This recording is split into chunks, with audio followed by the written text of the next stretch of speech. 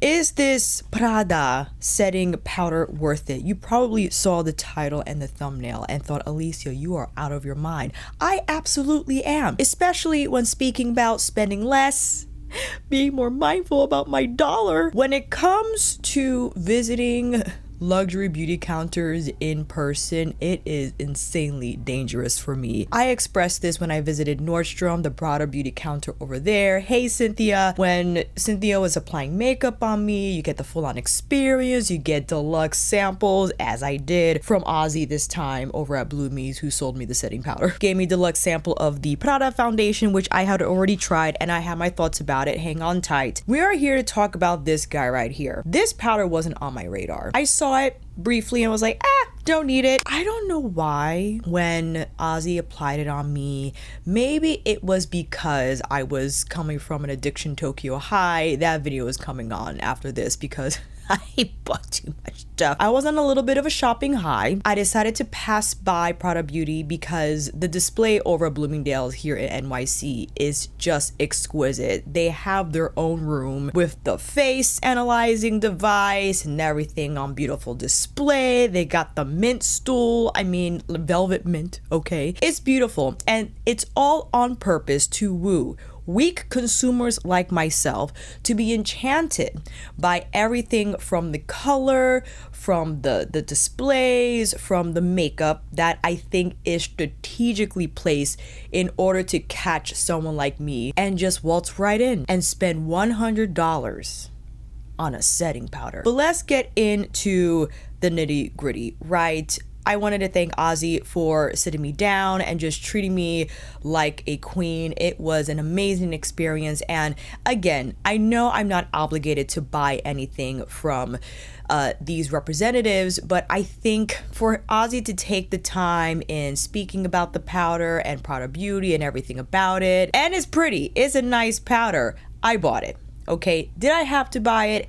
Absolutely not. Do I need a setting powder? Absolutely not. But what I can honestly say, and this I think developed this opinion ever since I tried their eyeshadows, which I have on now, 01 Portrait, their balms, their soft matte lipsticks. I have tried the hyper matte, but I have not purchased one yet. Prada Beauty easily is one of my favorite luxury beauty brands. I just enjoy how edited it is and how far you can take their products. And I understand a huge part of their brand is the skincare, which I do not have. I had the pleasure of trying it when I signed up for a facial one day over at Nordstrom.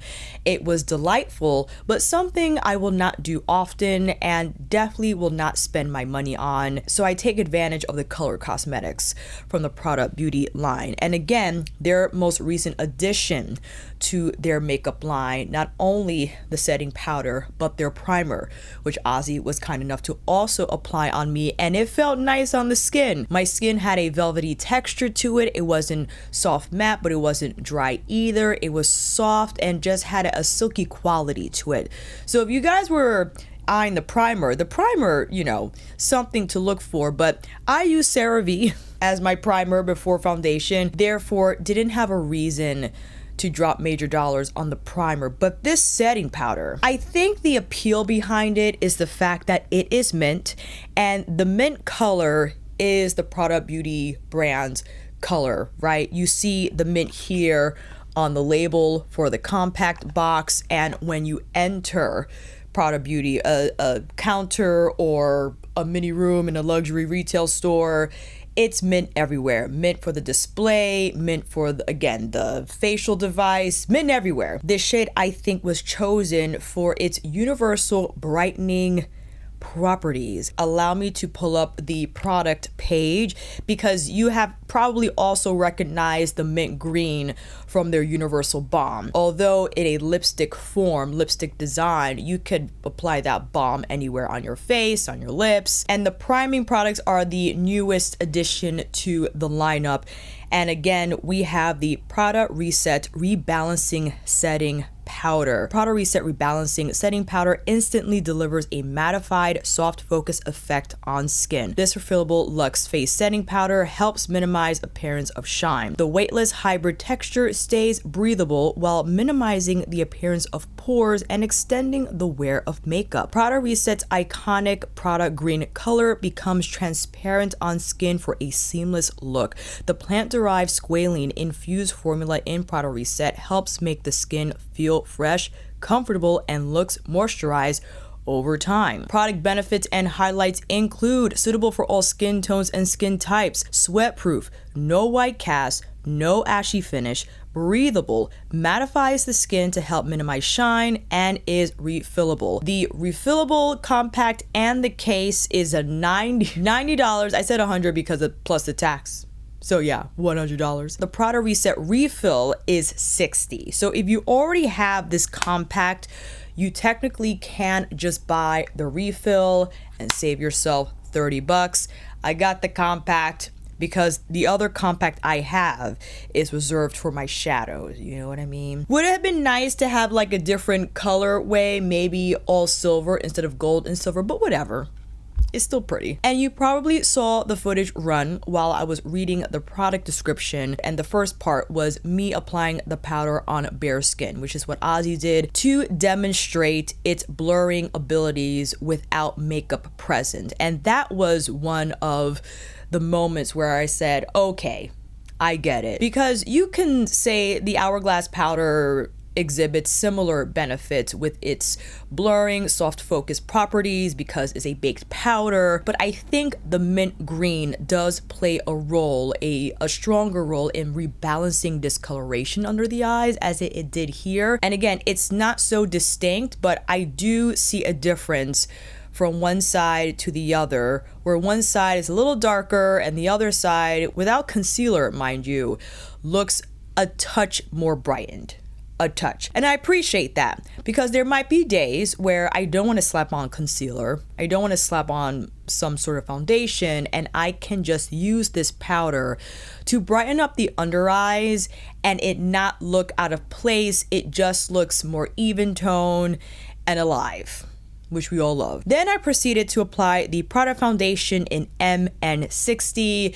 And again, Ozzy was kind enough to give me a deluxe sample of the foundation.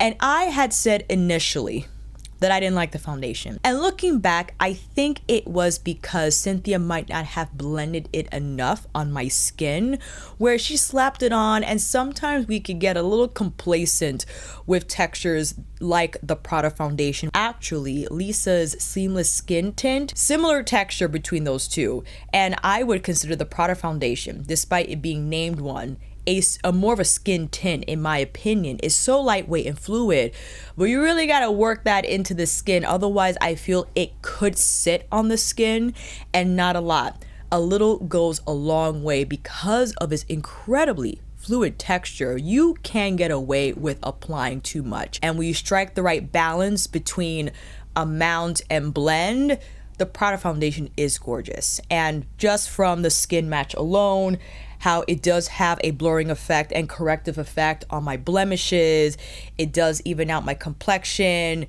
is a nice foundation, and might be my next foundation purchase down the road when I finish the Haus Labs or the skin tint, or maybe I'll just become impatient and buy it anyway. And it does have fragrance, yes, but it's not as overwhelming as the Dior, because I did stop by the Dior counter while I was at Bloomies. I swatched that foundation stick, and my goodness, just the swatch, the perfume levels were out of this world. I don't think the Prada Beauty, in my opinion, from my sniff, is as perfumey as the Dior, but I do enjoy the Prada foundation. I think when revisiting it, applying it with my fingers as I did in the footage, it just works out better for my skin. And I use my fingers in that I ensure it is properly blended and absorbed.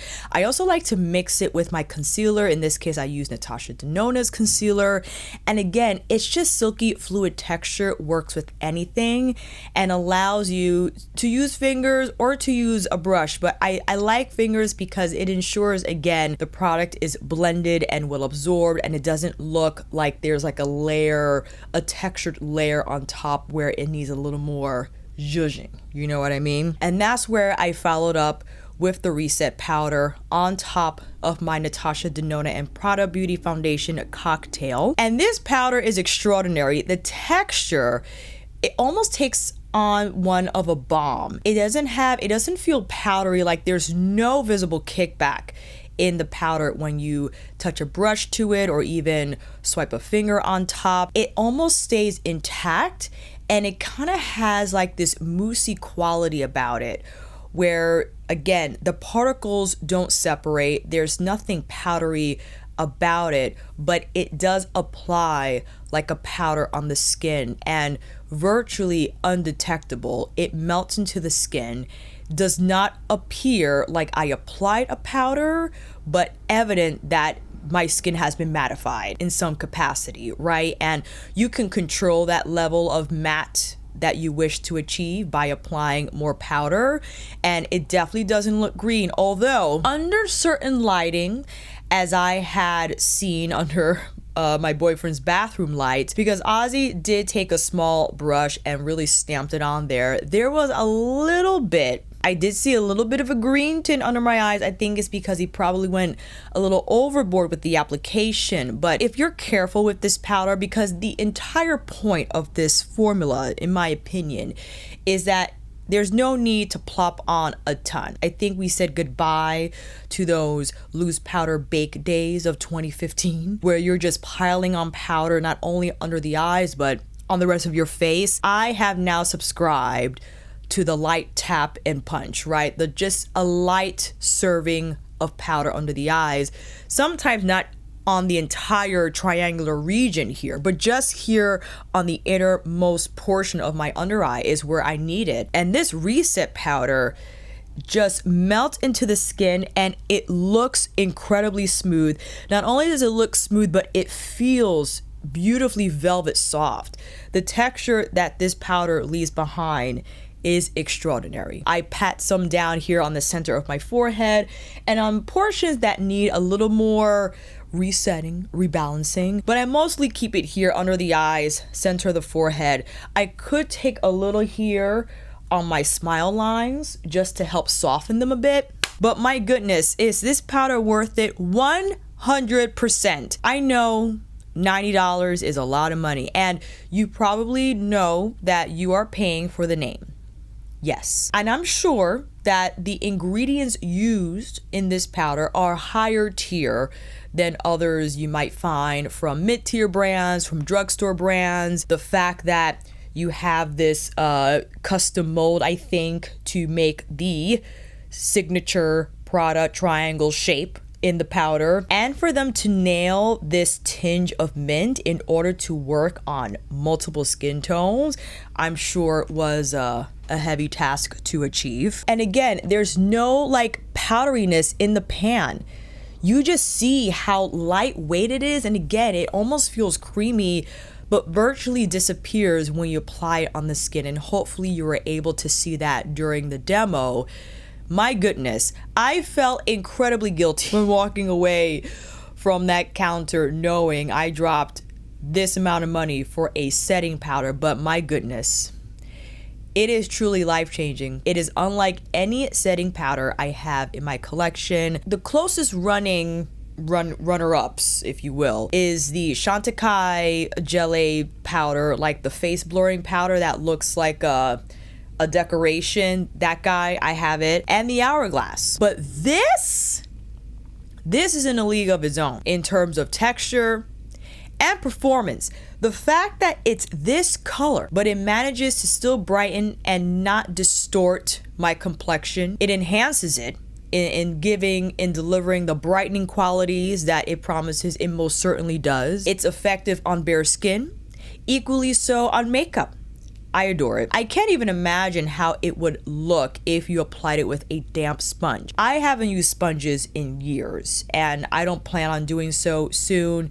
You might have to run that experiment on your own. My apologies. I use my Sonia G Traditions series Kiyaki Kakishibu Tea F3 because of the pointed tip, and it just fits right under here.